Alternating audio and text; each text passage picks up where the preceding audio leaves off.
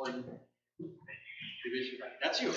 That's AB1OC. You have anyone from your cast besides? Well, Anita's here. Phil, who's the section manager in Maine, is here. John, who's the assistant section manager for New Hampshire, is here.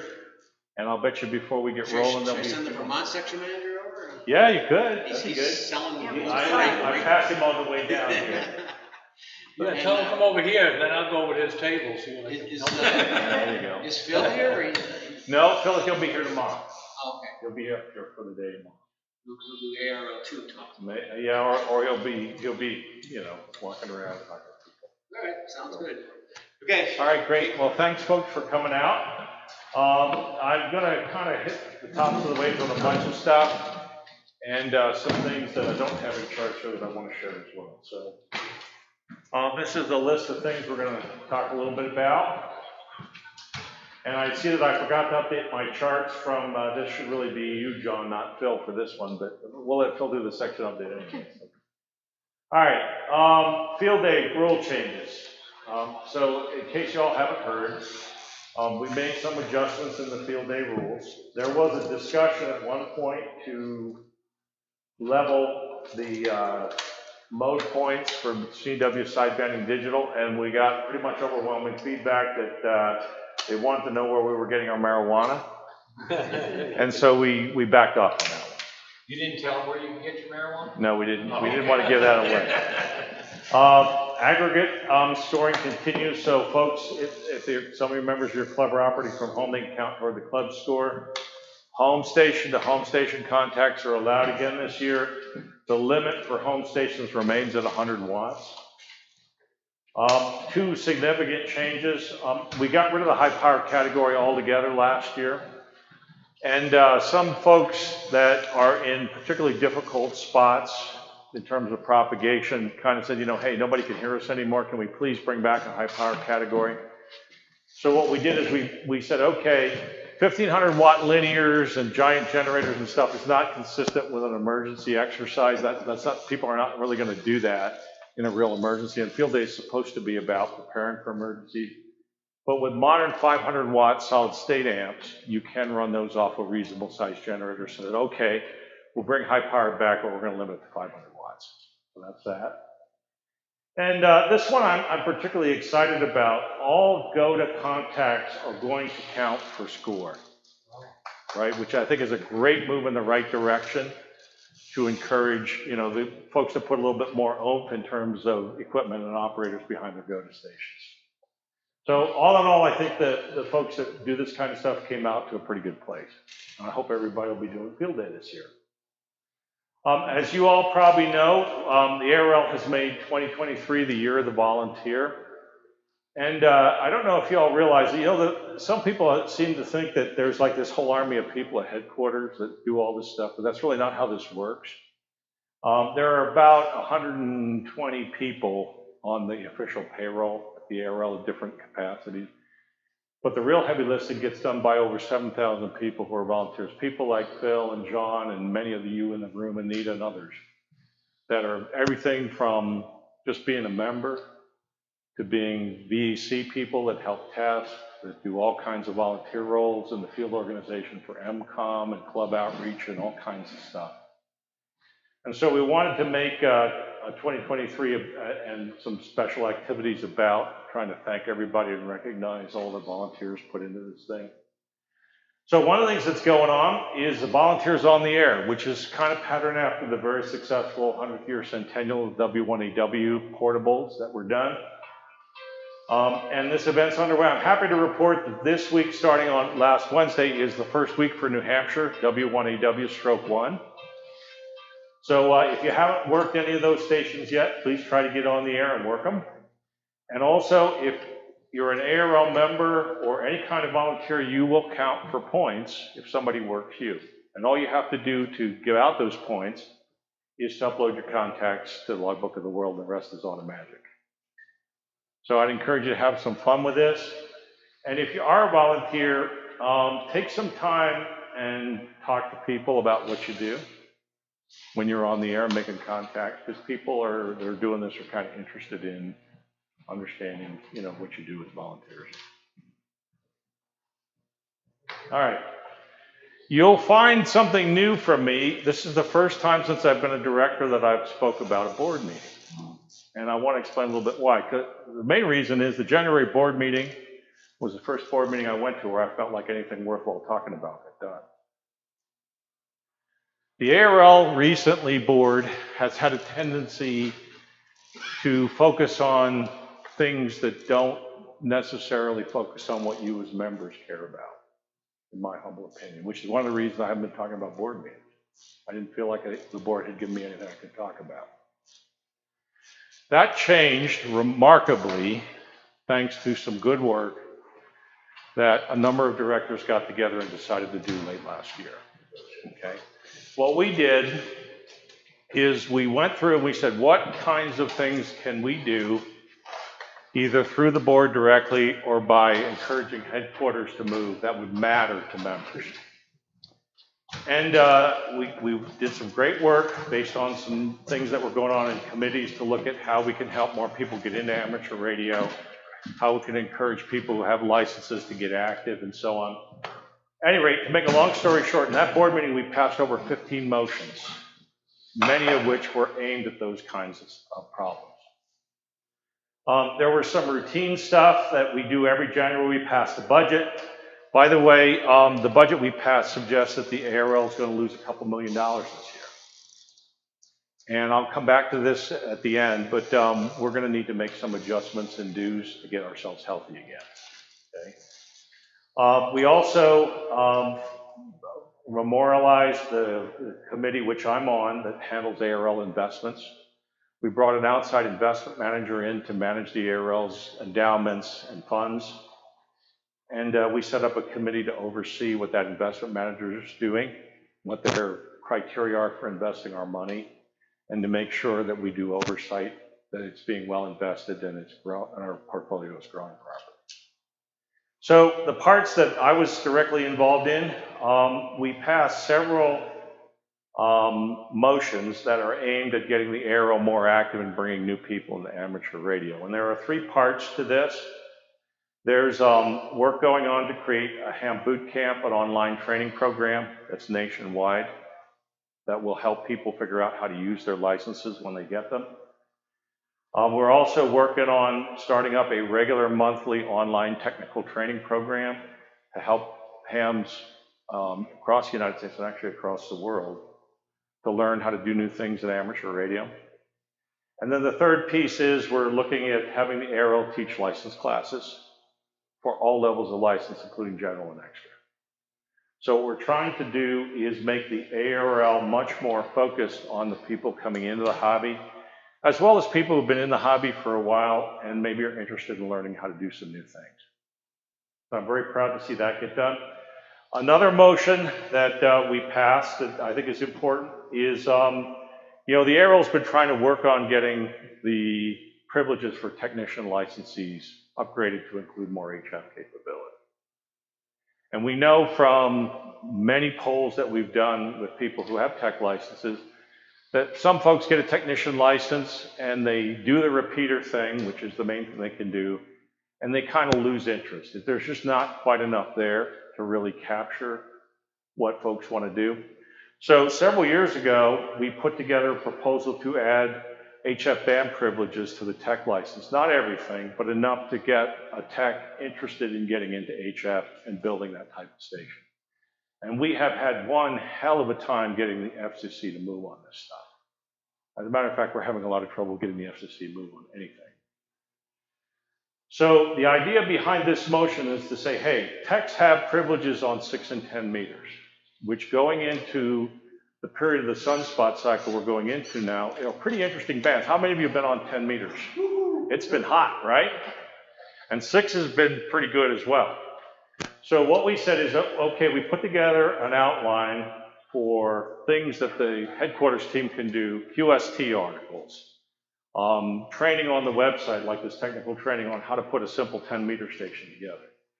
And we basically requested that headquarters take action to get those programs rolled out so that we can get the folks that have tech licenses to get an HF station together and experience that, and then hopefully get them upgraded to general license through some of this other stuff that we're doing. So that's another example. Let's see. One thing that I think will be pretty well nicely done. How many of you are aware that the ARRL has a program to recognize clubs for long-time affiliation? Anybody, even a few people do? Okay. The way that works is that 25, 50, 75, 100 years of affiliation, your director, me, can go to the board and pass a special recognition for your club to kind of thank you for all the great work that, and most clubs that have been 25 years or more have done a lot of really good stuff over the years. You don't last that long as a club if you're not doing useful and helpful things. When we do these here in the division, we take some time to understand what the club has done, and we put together a board motion which we get approved by the whole ARRL board of directors to talk about why the club's important, how they've been valuable to the ARRL, and give them some proper recognition for all the great work they've done. What we decided to do, the only problem with this is that the club members, unless your director does what Phil and I do, which is go out to your club and present the award and talk about it, don't really get to see the recognition and benefit from that. So what we decided to do is we're going to set up a special board meeting, and they're not clear yet if we're going to do this once or twice a year, where the clubs that are getting recognized will actually be able to participate with the board and be properly recognized during the process. And we feel like that's going to make for maybe a more meaningful thank you from the board of directors in the league for all the great work that clubs do. So that's what that's about. Okay, let's see. There has been a lot of discussion about the relationship between section managers, directors, vice directors, and all that kind of stuff. And I'm happy to report that at the end of the day, we did not change things except to say two things. One is that it would be important and should be required that the division director spend time and have a cabinet and try to work with their section managers. Some directors don't do that. And that's, in my mind, a huge opportunity missed. Some of the very best feedback and learnings I've gotten are from talking to people like John and Phil and Paul and Peter and other people who are kind of on the ground day to day trying to work problems on behalf of the membership.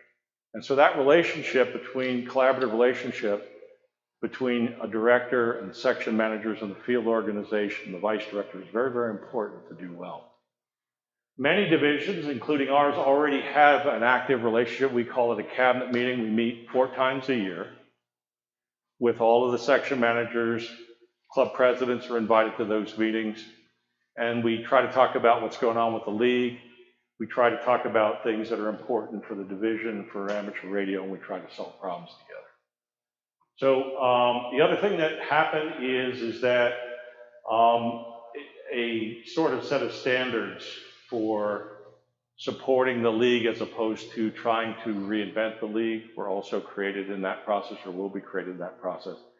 And the purpose for that is were a handful of folks who took these jobs and basically said, I don't like what the ARRL's doing, I'm going to do my own thing. And so there have been some guardrails put around that kind of behavior. Now, I don't believe anything like that's going on here in New England.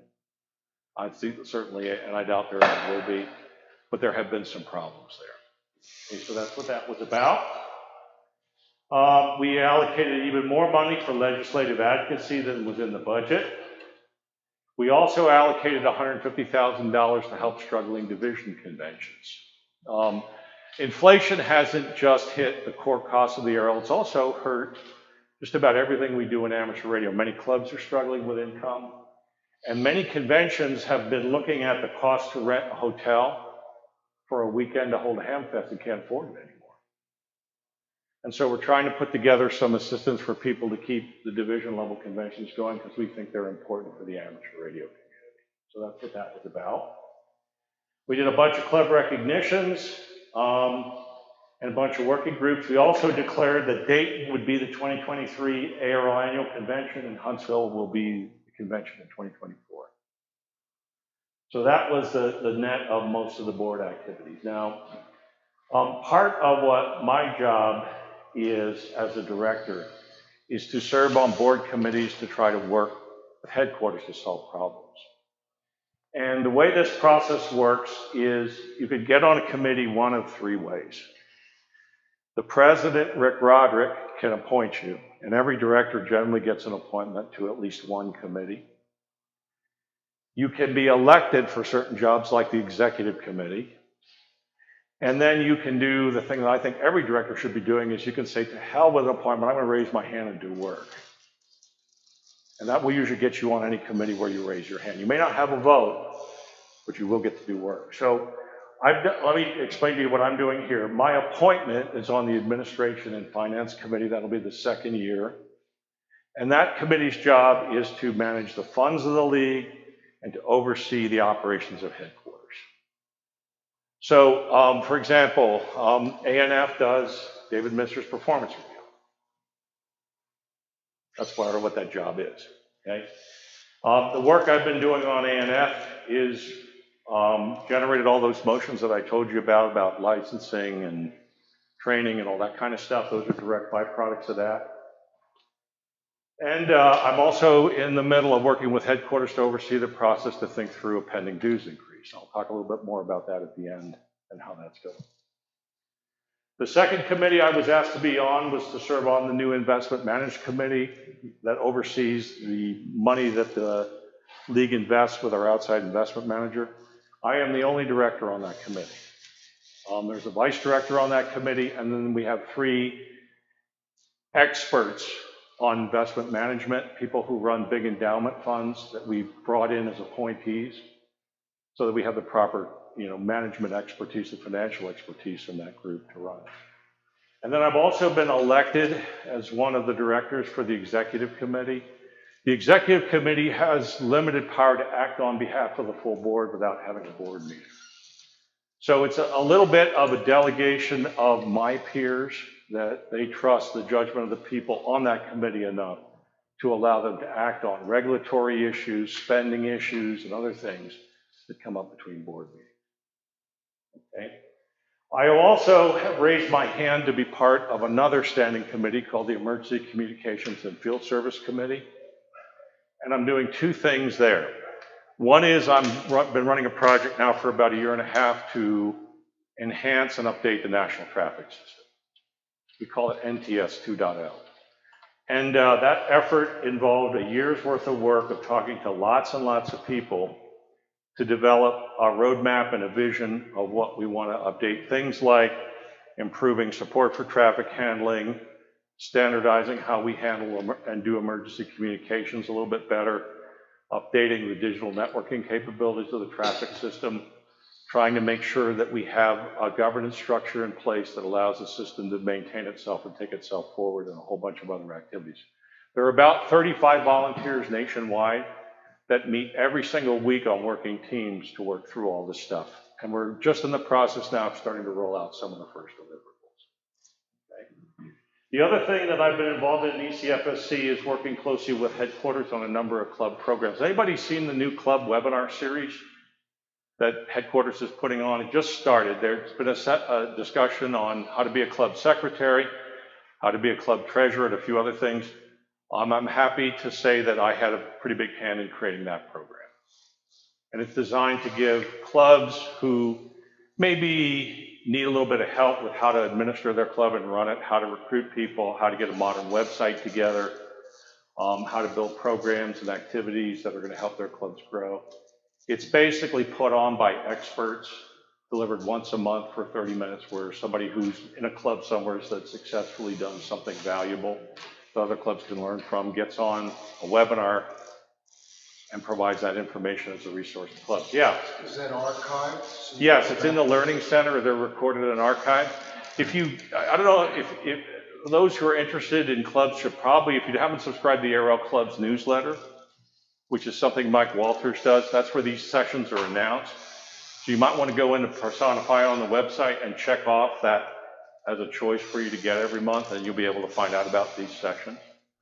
I think in June or July, I can't remember which, I'm going to be doing one on how to rebuild your club website. May 25th. Boss knows better than I do, okay? So I'm pretty proud of that program. I'm also was probably one of the leaders in creating the club grant program and administering it. Now that has paid out about $500,000 to clubs across the United States for all kinds of worthy projects. New England has some interesting going. I think we probably were the recipients of at least 4 or 5 club grants. Some of them are up to $25,000 to help clubs do projects that will benefit the amateur radio community around. So that's what that's all about. Our Vice Director, Phil, is also heavily involved in a number of projects. He's involved in the committee that cooperates with ARRL, which is the group that does help schools make contacts with the space station and astronauts on the space station via amateur radio. He's involved in radio orienteering, and he's involved in the Program Service Committee, which, among other things, sets the field day rules. So that's where Phil fits in. In the interest of time, I'll mention this. One of the programs that has existed in the ARRL for a long time is the Club Commission Program. How many people are even aware of this thing? Anybody know about it? I figured you would, Bob. Yeah, a few people do.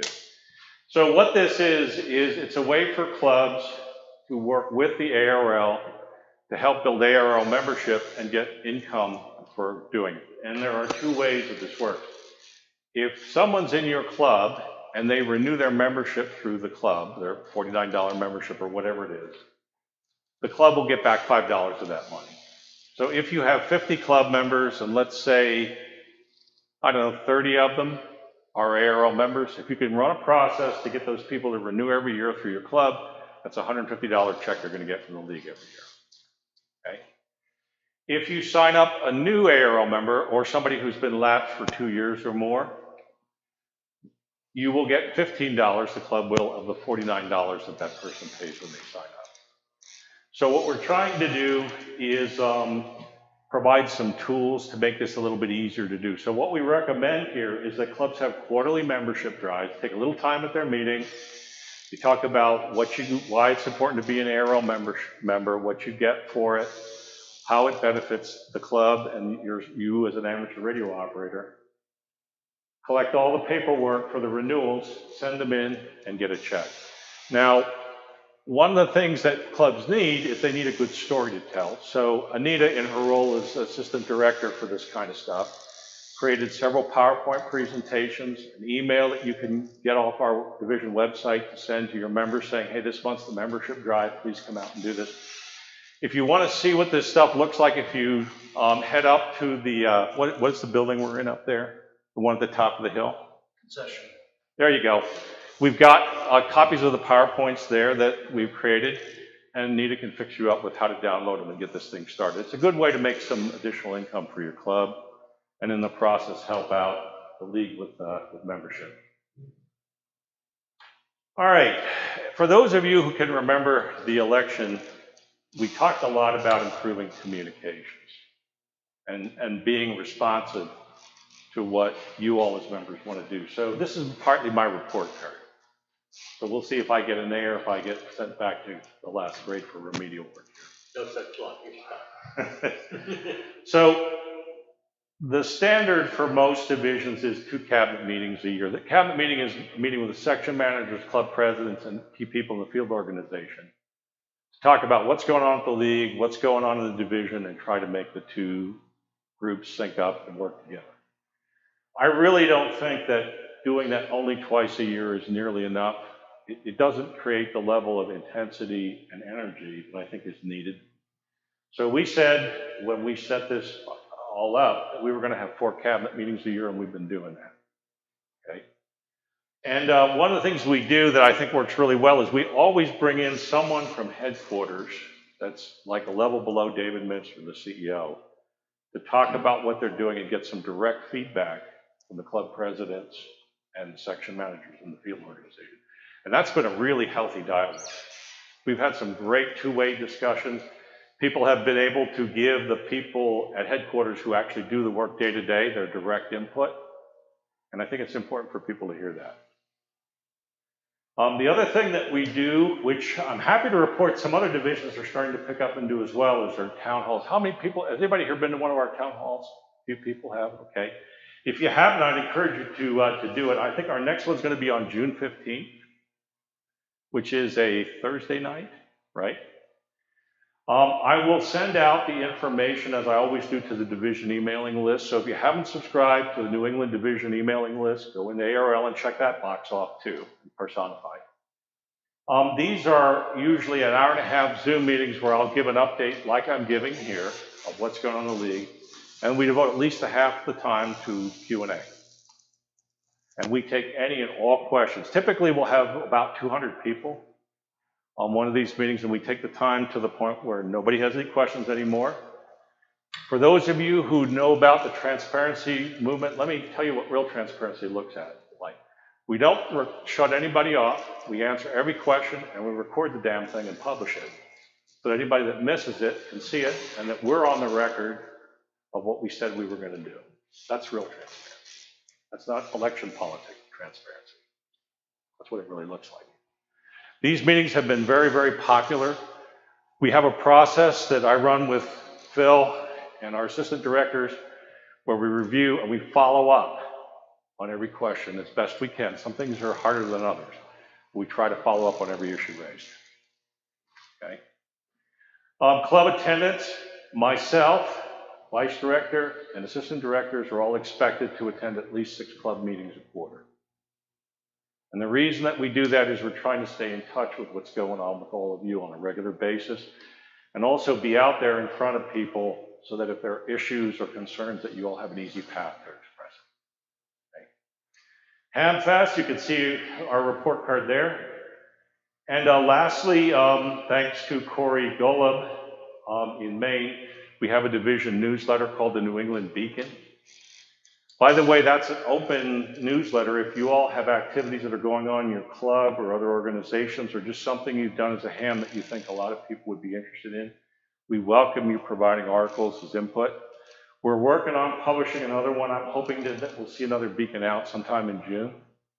So if anybody has any comment, you can email that to me or to Corey Golub, KU1U, and at ARRL.org. or ARRL.net, I think it'd probably be at this point. And we'll get your stuff in the beacon. So that's our report card on communications. And lastly, one of the things that we decided to do was to make the assistant director role be a real role. And I got to tell you all, this is probably one of the smartest things that we did. So we heard about a lot of different issues during the campaign. We heard that people were worried about RFI and losing access to bands above gigahertz. So what do? I appointed Rob Lydon to work that problem. Rob has since secured a $25,000 or $23,000 grant and equipped teams in every section in New England with RFI troubleshooting equipment, and put together an online procedure on our website that you can go through if you're having an RFI issue to work through it and get help. Okay. Also, one of the ideas we had with this was that we could prototype ARRL programs and develop them and figure out how to make them work here in New England. We're close to headquarters. It's easy for us to interact with the staff. And that when things were successful here, we try to work to get headquarters to buy them back and become a national program. Rob's work on RFI is probably going to be one of the first programs that's going to do that. The folks that on the board and at headquarters that are interested in RFI are working with us to prove this program in, and assuming it works, it will probably end up being deployed nationally. Second one, I'd like to welcome Jack Ciacia from Colorado, what I should call section management and Aries fame. Jack recently, well, not too recently, but a few years ago, moved out here back east. And Jack is going to be handling the group of folks interested in emergency communications and public service. And if you check out Jack's resume, you will find that there are very few people in the United States that are more qualified and more experienced to do this job than Jack. And I think I'm very, very fortunate that we have him here in New England. And then lastly, Anita is working mentoring in New Ham development. Anita's got a long history of working license classes. She created Ham Boot Camp, which we're in the process of trying to pass over to the ARRL. Handles technical training for probably one of the largest amateur radio clubs in North America. And we're trying to take all that expertise and get it fed out across the division. Okay? So what we've done with this role is we've tried to take things that we know are important to our members and put qualified people in charge of trying to scale this stuff up and make some of these tools available to everybody in the division, and maybe at some point to everybody in the United States. All right, so the last thing I want to share, and then we'll do some Q&A. So I mentioned that we passed the budget in January. That budget says the ARRL is on track to lose somewhere between $2 and $2.5 million this year. And that's a pretty significant hole. Now, to date, we've been able to finance deficits. We ran about $1.5 million last year. We've been able to finance these deficits off of interest from our investments. So that's how we close the gap. But what's happened is, due to inflationary effects, people's salaries have gone up. All of our publications, the cost to print and ship them have gone up. Pretty much anything we do in terms of program services and so on, all the expenses for the people and so on have gone up. I took a look at this, and apparently the average inflation increase in prices that consumers have faced across the board is about 25% in the last 2 years. So in theory, our costs have gone up by at least that much. Now, here's the problem. Much of our membership are senior people. The average age of an ARRL member, we believe, is about 70 years old. Most of these folks, actually it's closer to 74, depending how you count it. Most folks at that age range are on fixed incomes. Most of them are not working anymore, and they are being hammered in every direction by inflation. Everything they do, the cost for their home, the cost for their health care, cost for food, everything they do is getting more expensive. And we're very, very concerned that raising the fees, the dues that you pay to be an ARRL member is going to create hardship for a lot of these people, which we're trying desperately to avoid doing. So that said, you can't operate an organization that's losing $2.5 million a year, and if we do nothing, probably be losing $3.5 next year. We're not going to survive if we don't do something. So what's coming is probably, it's not decided yet. First of all, many of you probably got an ARRL membership bulletin that says there's going to be a survey about this coming out. It's going to start on Monday, May 1st. I've seen that survey and had input into it. It's going to be about trying to understand what people value in terms of the services the ARRL provides and get some feedback on how much people think they can afford to handle in terms of the dues increase. And I'd encourage all of you to take the time and complete that survey. That will be a major factor in deciding what we're going to do here. And I'm not happy that we have to deal with this, but I am very happy to say that before people try and deal with it, we're going to see what our members think. And so this is your chance to give us all the best input you can on how to approach this. Now, nothing is firm yet. I'm heading a committee as part of the CNF work. David Minster's also on it, so is the CFO, Diane Middleton, to look at how we're going to do this, okay? And one of the things that we're going to be doing heavily is using that input, and nothing is decided yet from the survey. But here's what we do know. Dues will definitely need to go up in some form. We'll probably disconnect QST and print publications, not the content, but the print version from membership. So the base membership will include access to all digital versions of all the content. But if you want printed content, there'll be an additional fee for that. And the reason we're trying to do that is one of the things that's getting hammered hard with actually harder than average from inflation is printing costs. The paper, the ink, postage, everything that goes into QST has gotten significantly more expensive than it used to be. And so, one thing we could do is just say, okay, we got this amount of problem, we'll raise dues and cover it all, we'll leave everything structured as it is. Problem with doing that is that dues increase is going to be, if we did it that way, it's going to be a huge hardship for a lot of senior people. And so what we're trying to do is take some of the edge off it by saying, okay, maybe you don't really want or care about print magazines. Maybe you're happy to go on your computer and read QST online. So instead of jacking everybody's dues up to cover that and keep doing what we're doing, we're probably going to end up giving people a choice to say, let me take a certain amount of dues increase that's a lot more modest. And I'll take my QST or my on the air or whatever, National Contest Journal or whatever I read in print. And I'll take it online, save some money.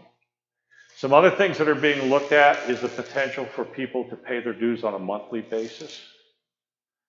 There are some problems with doing that because unfortunately our friends at PayPal and credit card processors take a pretty good transaction hit every time somebody swipes a card.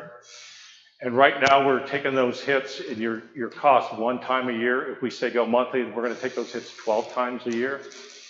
And so while we can maybe take the edge off, we probably create new costs in doing it. So we're trying to figure out if that's going to make sense or not, but it's being considered. And there's discussions around how to run the life membership program going forward. And here's the problem with life membership. No matter what we do in terms of setting the pricing for life memberships, it is very difficult to predict the long-term cost over many years of what we're really going to need to run the ARRL. How many people here got a life membership 10 years ago or more?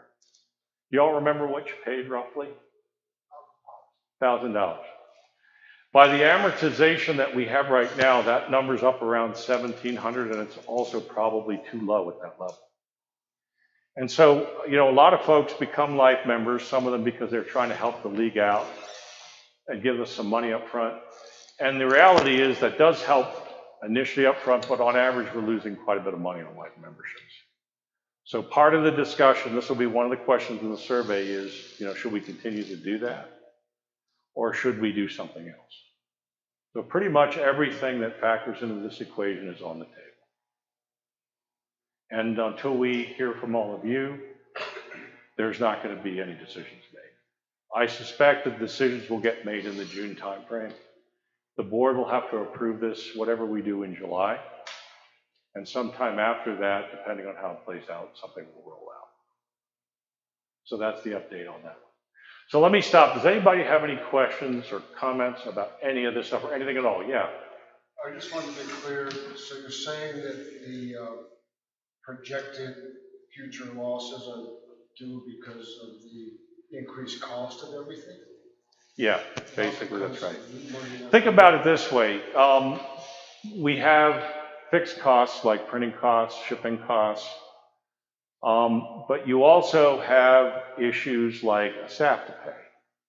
And if you want to keep good people at the ARRL, they're the money that they need to feed their families and take care of their expenses are going up, right? If you don't keep pace with inflation for those people, the good ones are going to go work somewhere else, right? So we can't let that happen either. Some services that we outsource, for example, a good bit of what we do for running the IT infrastructure to the league is at least partially outsourced. All those costs are going up on us as well.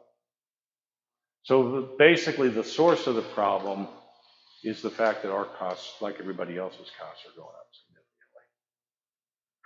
Yeah, Tony. On the survey that's coming out regarding increases and where the membership thinks it should be, is there going to be a place where people are going to be able to put comments or other information, things that aren't covered in specific questions? Where is there anything else? There are like text answers to questions. With the survey is we're trying to keep it focused on the dues and fees part. So there's not like, do you have any other comments? There's not an answer like that. No, but I mean, maybe there's something that a person has an idea that nobody thought of. I think, going to be able yes, you'll be able to fill that in. And by the way, if you do, email me, email David Minster directly.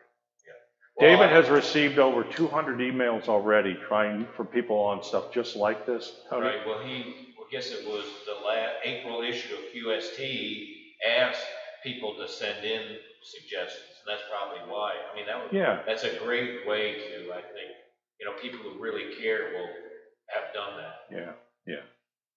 By the way, the biggest thing that can go wrong with all of this? The people, we're pretty confident folks like are sitting in this room that care about the ARRL and where it's going are going to respond. The people we're worried about are the people who are maybe not very active in amateur radio, maybe have kept their ARRL membership going, but they're not really heavily involved in anything that the ARRL does. And the biggest risk we have is that those people don't respond. And we think we're on the right track, but because we don't have the full sample of the membership, we make mistakes. So for those of you who are in clubs or know other folks, first of all, please all of you respond. Take the time. It's not going to take you very long. I doubt it'll take you more than 10 minutes. It's going to open up on Monday. It'll be open for a month, so you have plenty of time. If you're in clubs or groups, encourage the ARRL members there to respond too, please. It would be wonderful if we had a high percentage of people. Now, I can tell you that this is a problem because in division elections where I get my job, Phil gets his job, if we get 20 to 30% of the people that are members to actually vote, that's a major victory. I would like to believe we can do better than that from membership perspective on the survey so that we have a good base of information to make the right decisions around. So please, please, please, to the extent that you can, encourage people to do the survey. It's really important. Other questions or comments on anything at all? Anything that you think the league should be doing that we're not doing or we're doing wrong? I'm not afraid to play catchball. I'm really not. All right. Well, look, if anything comes to mind, AB1OC at ARRL.org, let me know. And I'm more than happy to try to work on whatever issues folks are important. I hope that you all will have a great time at Field Day, and I'm hoping to see some of you there as well. Yeah, Phil. I have one thing that maybe you could help squash the rumor mill. I was, while waiting in line today to get to the gates, listening to 5.2 Simplex, I heard people discussing that the FCC was planning on getting rid of amateur radio examinations and just have people pay them, and they'll be, and so that's what's going on in the 5.2 rumor mill right now. And that's the first I have ever heard anything about. I think those people are buying their stuff the same places that other folks. Now, I don't know of anything like that going on, but here is something that we are real concerned about. I probably should have mentioned this. One of the other things that I'm involved in, I'm actually leading the group working on this, is we're taking a look at how to revise the ARRL strategic plan. Now, the last strategic plan was a grocery list of everything that every director thought the ARRL should be doing, which basically made it useless. Okay. My experience from my professional life, I probably spent half my career doing strategic planning for large companies. And so we're going to try to do a real strategic plan that puts the ARRL on a path where it can sustain itself better in the long run. One of the things that we've looked at is other licensing services around the ARRL. Did you know that GRMS is licensing new hams at about 5 times the rate that we're licensing techs? And if you look at, GRMS, by the way, is kind of a second generation family radio service, the things you guys can get at Walmart and camping stores and all that. So here's what that looks like. The band is very close to our 70 centimeter band. The license costs $50, which is exactly what an amateur radio license costs, and there's no test. The radios are provided by the Chinese at about 20% less than most amateur radios are. GRMS people are actively building repeaters and have penetration all over the place, including the last time I checked, about 6 or 7 here in New England.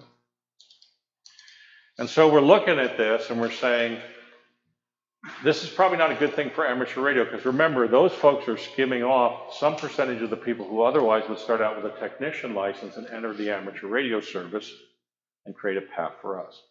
So some of the things we're trying to look at is how can we represent amateur radio better in those communities? How can we market what we do to some of those folks? Because many of them are experimenters. By the way, 30% of the people who have a GRMS license also already have an amateur radio license. So there's a lot of cross population between the two. So we're looking at things like that to try to basically shore up and do a better job on the entry level. Now, here's why that's important. Right now, I think I told you the average age of an ARRL member we think is about 74.8 years old. The average age of a new amateur radio licensee we believe is about 55 years old. If you look at, sadly, what happens to people when they get above about 80 years old, you start to have less and less of those people at a kind of accelerating rate. By the time you get to 100 years old, at least with current medical technology, there are not too many people left. It's the nicest way I know how to say that. So if you do the math, and I'm sure many of you already kind of know this in your gut, you can see a situation where the license base of amateur radio population in the United States declines pretty sharply over the next 10 years. Okay? So we are very focused in the strategic planning work of how are we going to make the amateur radio service appeal to a new demographic of younger people. And all kinds of different ways to do that are being looked at. Okay? A couple things that are important. All that stuff we're doing on licensing and ham boot camp and technical, remember all that stuff? Where do you think that's aimed? It's aimed at those very people that we need to entice and bring into the hobby. Did you know that if we licensed 100 new hams at this ham fest, then in a year only 20 of them will have ever gotten on the air, and the other 80 will be lost? What's the number one reason? 3 things. I can't find an Elmer, I don't have the time, and I can't afford it. We have survey data that tells us that. And so a piece of what we're trying to attack with some of these motions and with the work in the strategic plan, which I can't talk in too much detail about because nothing's fully decided there yet, is trying to focus on that problem. And it is crucial, not only for the ARRL, but for amateur radio to stay healthy in the long run. And so what can you all do with this? Please mentor somebody. Find a way to identify somebody new coming into the hobby and help them get active and on the air. It is critically important that we all get engaged and do that. This is something that our hobby used to do really well. But because of generational changes, difficulties in engaging young people, because of all kinds of bad behaviors that I'm sure nobody in this room would ever think of exhibiting, have made that job much, much harder. But it's very, very important that you try to engage new operators. If you run a VE session, spend some time and talk to the people that are getting licensed. Find out why they got a license. See if you can help them get active. The time you invest there multiplies itself over and over and over again. And it's crucially important that we address these problems, and we do it now. So I know I got off a little bit on a tangent there, but hopefully that gives you some view of what's going on behind the scenes here a little bit. Any other questions or comments? I don't want to overstay my too much. Yeah, John. I'm a member of a number of different clubs, but I'm not involved in the administration of any of those clubs. I know that you require a 50% or more ARRL membership within a club to get affiliated. Yes. Is that checked periodically to see if that club maintains that level of membership? Probably not as well as it should be. That's the bad news. Here's the good news, though. Headquarters has a tool that if a club sends a list of call signs, they will give you a report on what your percentage is. Okay? And there's work going on in the long list of IT backlog projects to make that tool available to anybody that wants to use it, that's a club president or an authorized representative of the club. So what most of you will probably find when you do that is unless you're a new club, you're probably going to be over the 50% level by a good bit. We know that there's strong correlation between, I have data actually from surveys that show that the activity level on clubs is about 4 times that of someone who's not in a club. You know, if I take 100 hams that are in a club, I take 100 hams who are not, the percentage of those people are going to be active and on the air, and by extension, the ARRL members, is going to be 4 times higher for the club group, which is another important opportunity of why your club, affiliated club coordinators and so on, focus for you guys who are section managers or on the field organization, focusing those folks on that area to try to help your clubs get active, help them recruit new people, is an excellent way to help address the new ham, younger ham, all that stuff. Because we know the people that get in those ecosystems we have much higher chance of getting them to be active in amateur radio than the people who do not. By the way, the last piece of data I'll give you, and this is a lot of the work that I've been involved in through these different committees and A&F and so on. We made a concerted effort to really look and make the ARRL data driven, to make sure that we actually knew what the heck was going on. That's why I have all these statistics. What I've been mostly doing, along with a group of people who've met every single week for at least an hour for a year, have been compiling all this information so we really know what the hell is going on. Over half the amateur radio operators, we think maybe 60% are inactive in the United States. So you see the number of 700 and some thousand licenses.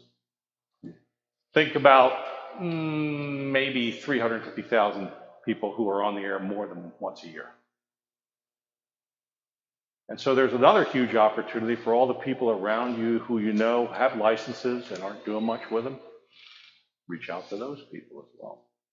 And by the way, if you're worried about protecting our privileges or getting legislation passed to allow antennas in HOA, politicians care about 2 things, money and votes. And the more the amateur radio population dwindles, the less power we have in those arenas. And so this stuff all relates to each other, and for what it's worth, the ARRL is trying to be at the center of all of it in a very challenging environment. So anything that you all can do to help us will go a very, very long way right now. All right, anything else? I'll be up at the ARRL table up at the top of the hill all weekend long, if anything comes to mind.